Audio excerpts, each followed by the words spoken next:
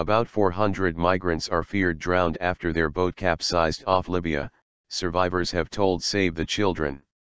The Italian Coast Guard had rescued 144 people on Monday and immediately launched an air and sea search operation in hopes of rescuing others.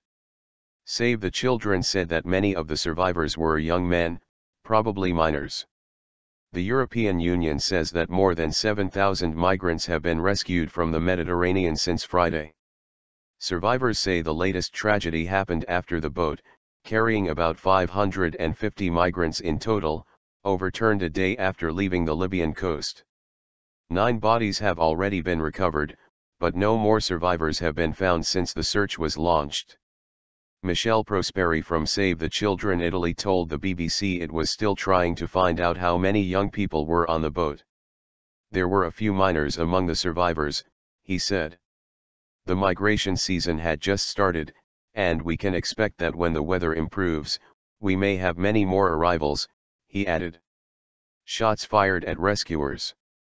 Meanwhile, the EU's Frontex border agency said that people smugglers had fired shots into the air to warn away another Coast Guard vessel rescuing migrants. The incident on Monday happened about 60 nautical miles off Libya after an Italian vessel and an Icelandic Coast Guard ship came to the rescue of 250 migrants on a tugboat.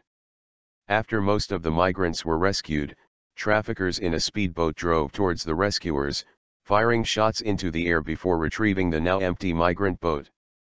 The Coast Guard vessel was already carrying 342 migrants from a previous rescue.